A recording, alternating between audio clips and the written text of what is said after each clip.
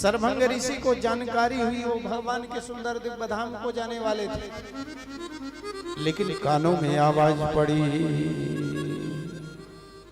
जाते रहो बिरंच के धामा, जाते रहो बिरंच के धामा, सुनै हो सबन बन सुने हो श्रवण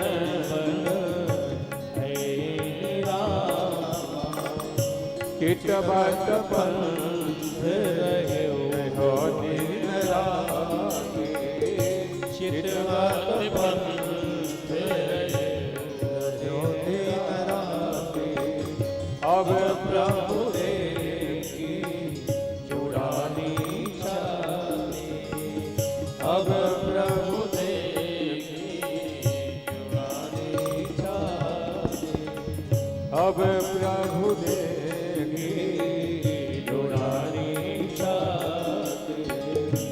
अब प्रभु देखी जुड़ानी चाली। सर्वभंग नाम के एक ऋषि हैं, चित्रकूट के धरती में तपस्या करते हैं, राम राम राम राम राम। समय आ गया जाने का ऊपर, लेकिन कान में आवाज पड़ी, राम वनवासी हैं, वन में ऋषियों के आश्रम पर आ रहे हैं, तो अपनी मृत्यु रोक दी। ऐसे ऐसे संत होते थे। एक संत की अर्थी यात्रा निकल रही थी और किसी की बारात निकल रही थी। बारातियों ने कहा, ये अर्थी यात्रा किसकी है? पता चला किसी संत की। बारातियों ने संत पर आक्षेप किया, अभी मरना था इनको, हमारे बारात में अपशकुन कर दिया। तो अर्थी से महात्मा जी उठ के बैठ गए, वापस ले चलो आश्रम, आज नहीं मरेंगे, कल मरेंगे। हमारे मरने से किसी को कष्ट हो तो हम क्यों मरें? मरे मराए महात्मा जी जी गए। वो कहा कल मर जाएंगे, जिस दिन टाइम होगा, जिस दिन लोग हमसे हमारे कारण दुखी ना हो, उस दिन मर जाएंगे। और महात्मा जी वापस दूसरे दिन मर गए। जब ऐसे सर्वभंग ऋषि थे, अपनी मृत्यु को रोक लिया। अरे भगवान आने वाले हैं, भगवान के लिए जीवन भर भजन किया हूं, भगवान के दर्शन करने के बाद भी शरीर छोड़ दो। और जब सर्वभंग ऋषि के आश्रम पर भगवान पधारे, तो सर्वभंग ऋषि विनम्र भगवान से प्रार्थना करते हैं,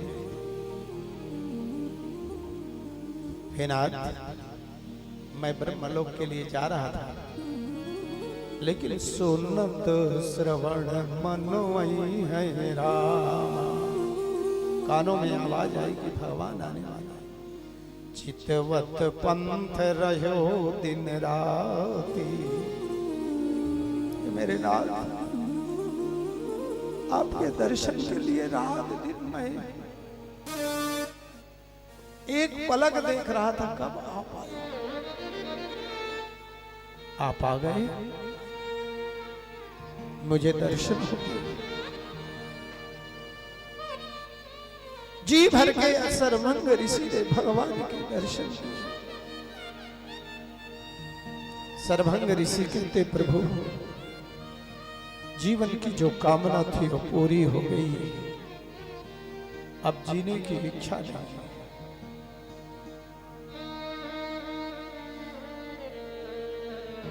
सर्वभंग ऋषि ने